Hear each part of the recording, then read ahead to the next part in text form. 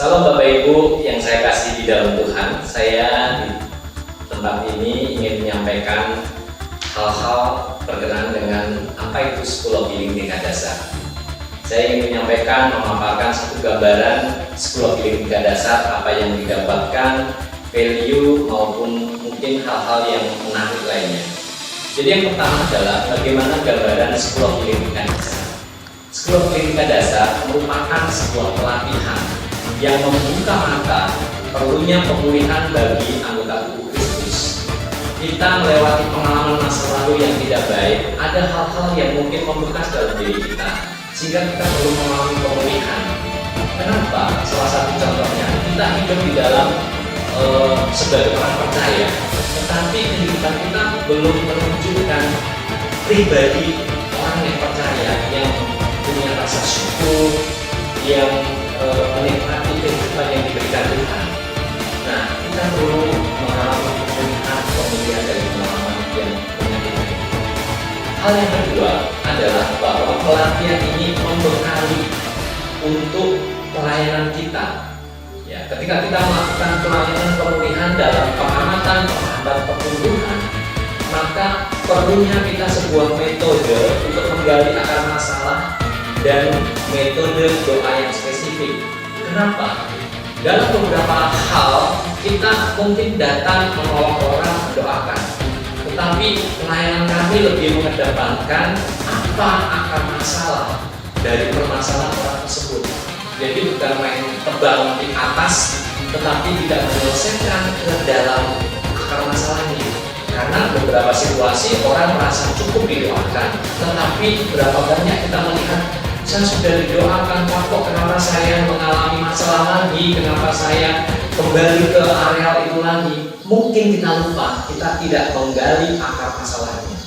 Lalu orang seringkali merasa, aku nggak bisa pelayanan ini, bagaimana cara berdoanya? Maka ada metode doa spesifik.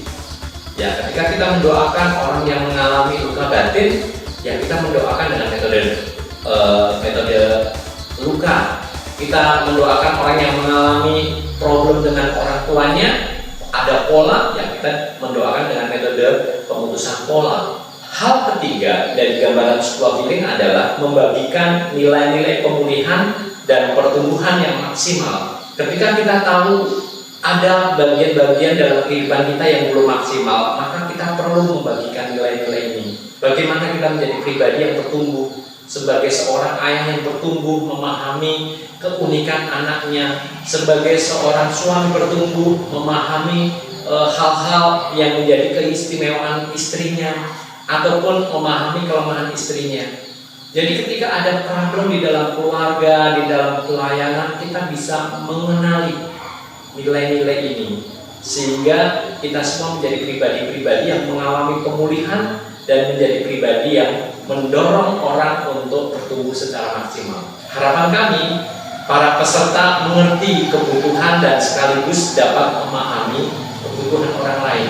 Kenapa orang berduka cita begitu panjang? Kenapa orang seringkali berpikir pada masalah-masalah yang spesifik tanpa memahami atau mengerti keluar dari masalah itu? Misalnya, ada orang yang jatuh bangun dalam kecanduan pornografi, kecanduan seks bebas, kecanduan miras, sudah didoakan enggak bisa keluar dengan maksimal. Nah, kita perlu belajar di sana. Tapi sekaligus kita bisa mendorong sebagai seseorang untuk bertumbuh secara maksimal. Hal yang menarik Bapak Ibu di dalam School of Healing tingkat dasar ini, kami menyajikan bagaimana setiap orang menyadari jati dirinya. Ya, kita sebagai orang percaya perlu mendapatkan, perlu menyadari bahwa saya perlu mengenali jati diri saya sebagai orang percaya, jati diri saya sebagai pribadi yang istimewa. Yang pertama, kita akan mendapatkan sesi yang judulnya adalah identitas orang percaya. Bagaimana kita menjadi seorang pribadi yang memiliki identitas yang benar. Ya, siapa saya di dalam Kristus itu adalah mutlak untuk kita pahami. Ketika kita mau jatuh dalam dosa, siapa saya di dalam Kristus? Ketika saya mau melakukan berdoa untuk mendoakan orang lain, siapa saya di dalam Kristus? Kita punya otoritas penuh sebagai pribadi, sehingga hal itu akan menolong kita. Di luar sana mungkin ada beberapa pribadi yang seperti menjadi mental korban. Jadi kalau ada orang yang punya mental korban, lalu segala sesuatu merasa nggak bisa keluar dari situ. Nah, identitas kita di dalam Kristus, kita bisa berkata, Tuhan, tolong saya, Tuhan, temani saya. Sehingga kesadaran memiliki identitas yang benar akan memampukan kita menjadi pribadi yang maksimal. Hal kedua dari bagaimana kita mengenali jati diri kita, yaitu mengenal Allah sebagai Bapa. Mungkin kita pernah hidup dalam satu problem dengan ayah duniawi kita. Ayah yang kasar, ayah yang keras, ayah yang menuntut, ayah yang bersyarat. Tetapi juga mungkin ada pribadi-pribadi yang memiliki ayah yang mengabaikan, ayah yang tidak peduli. Sehingga itu mewarnai hidup kita sebagai orang percaya untuk mengenal Bapa. Kita sering melihat Bapa sebagai pribadi yang sama seperti ayah kita. Aku sudah berdoa berulang-ulang, tetapi rasanya nggak ada perubahan dalam doa ini. Nah, bagaimana kita bisa melihat, kita bisa mengenali Allah sebagai Bapa ketika kita menyadari identitas kita di dalam Kristus dan kita menyadari hal ini.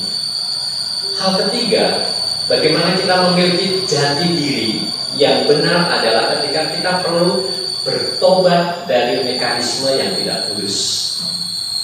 Apa yang perlu kita akui di hadapan Tuhan atas setiap reaksi-reaksi hidup kita.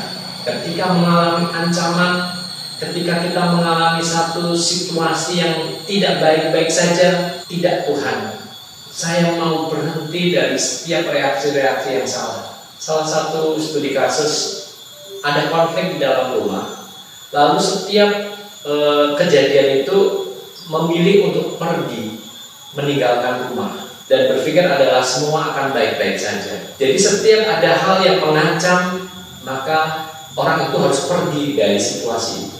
Bukan hanya tubuhnya, tetapi kadang juga ada orang yang mengabaikan dari setiap perasaan-perasaannya.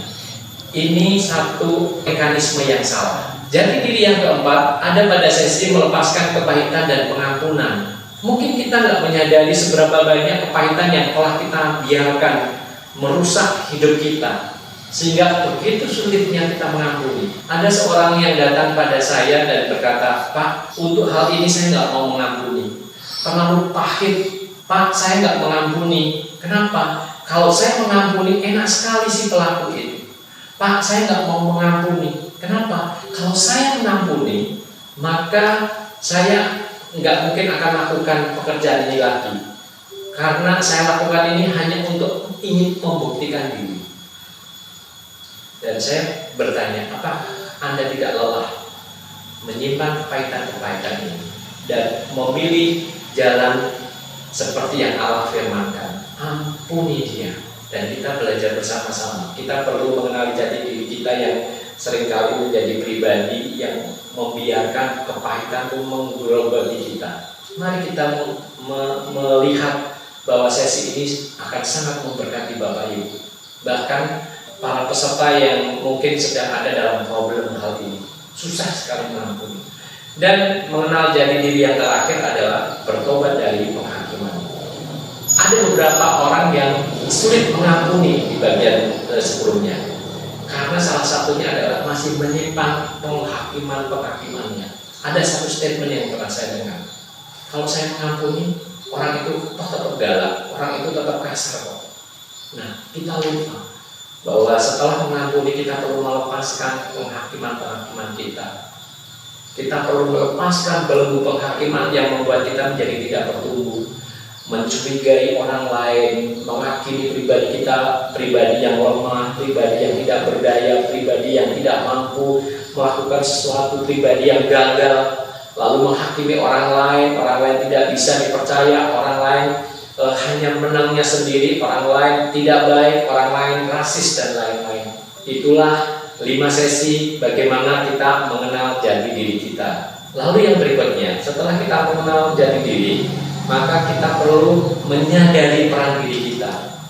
Dari jati diri yang ada, bagaimana peran kita sebagai orang percaya, bagaimana kasih karunia sebagai dasar kehidupan orang percaya. Kasih karunia kita memandang Allah yang penuh kasih karunia. Kasih karunia kita memandang orang lain tanpa syarat. Kita memandang orang lain penuh belas kasihan. Kasih karunia kita membiarkan melihat orang lain dengan keunikannya tanpa harus seperti yang begini, harus sehingga kita menjadi pribadi yang kaku, legalistik, perfeksionis, workaholic. Dan kita bisa belajar bersama-sama tentang bahwa kita juga perlu memandang diri kita dalam kasih karunia Allah. Pribadi yang Allah sendiri melihat kita itu unik. Jadi kita perlu mengaplikasikan dan membangun peran diri kita dengan kasih karunia yang Tuhan sudah berikan. Nah, akhir dari beberapa poin di dalam School of Healing adalah kita perlu mendapatkan bekal melayani. Jadi karena ini adalah training for trainer, melayani untuk dilayani untuk melayani, maka setiap peserta akan diberi sajian keterampilan, bukan hanya materi yang mendasari dari setiap apa yang kita lakukan, tetapi juga keterampilannya. Keterampilan 3 pengamatan penghambat pertumbuhan. Siapa yang menghambat kita untuk bertumbuh? Pasti yang pertama adalah iblis. Yang kedua adalah dunia. Yang ketiga adalah kedagingan atau hawa nafsu kita. Keterampilan yang kedua adalah 3 metode menguraikan masalah. Bagaimana kita menguraikan inti masalah, pengalaman-pengalaman traumatis atau pola dosa yang diwariskan dari orang tua kita. Lalu bagaimana kita juga perlu menguraikan masalah karena ada penipuan yang membelenggu kita, deception. Dari setiap inti masalah seringkali menimbulkan satu penipuan. Contoh penipuan adalah ketika kita merasa semua orang, semua wanita itu begini, semua pria itu begini, semua orang tua itu begini, semua orang Kristen begini, semua orang non-Kristen begini. Itu ada penipuan-penipuannya yang disertai dengan judgment atau penghakiman yang menjadi reaksinya. Dan bekal melayani yang ketiga adalah 3 metode doa pemulihan, yaitu pemulihan luka, doa pemutusan ikatan pola yang diturunkan, dan doa menyatakan kebenaran. Kami berharap dari setiap sajian materi keterampilan kita praktekkan dalam kelompok kecil, dalam kelompok besar, dan juga demonstrasi di akhir acara. Ya, ada demonstrasi di akhir acara. Nah, materi-materi apa yang Bapak Ibu akan dapatkan selama mengikuti School of Healing? Yaitu yang pertama adalah pemulihan kebutuhan orang percaya. Kita perlu menyadari setiap kita sebagai pribadi yang mengalami keterpurukan atau pengalaman-pengalaman buruk, kita perlu mengalami pemulihan. Lalu juga sesi metode pelayanan pemulihan terpadu. Bagaimana secara materinya, metode untuk melayani, lalu metode doa pemulihan, dan juga bagaimana materi kenapa juga menyelesaikan konsekuensi pola dosa yang diturunkan, dan juga praktek doa pemutusan ikatan pola dosa, serta pemulihan pengalaman traumatis. Ada orang yang mengalami ketakutan, perasaan jijik, tidak aman terhadap hewan tertentu, benda tertentu, itu sepele. Tetapi bagaimana pengalaman traumatis itu yang mendalam, pernah mengalami penolakan, pelecehan, pernah mengalami pengabaian, tidak dianggap, KDRT, dan lain-lain, sehingga ini seringkali tidak di-up di permukaan. Kita hanya melihat sebagai orang Kristen hadir di gereja, semangat memuji Tuhan, tetapi kembali pulang gereja tidak mendapatkan berkat yang maksimal karena masih dibelenggu oleh pengalaman-pengalaman yang traumatis.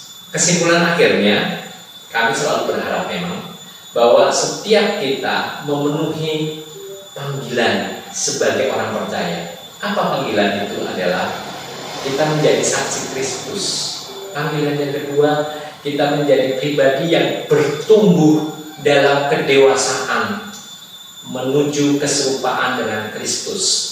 Maka melalui School of Healing tingkat dasar ini, dengan membuka diri kita untuk dilayani, maka kita dibekali untuk melayani orang lain. Karena kesadaran yang lain adalah banyak orang masih membutuhkan pelayanan kita. Keluarga kita membutuhkan pertolongan kita. Demikian Bapak Ibu, kami sangat berharap Bapak Ibu diberkati di dalam School of Healing, tertarik mengikuti School of Healing. Bagi Bapak Ibu yang tertarik untuk mengikuti pelatihan School of Healing tingkat dasar, kami masih ada dua kalender. Yang pertama adalah School of Healing tingkat dasar di Jakarta pada tanggal 5 sampai 7 Juli 2023 bertempat di Sentul, dan yang kedua 28 sampai 31 Agustus 2023 ada di kota Samarinda. Untuk informasi berikutnya silakan lihat di website kami atau di Instagram Duta Pembaharuan. Tuhan Yesus memberkati.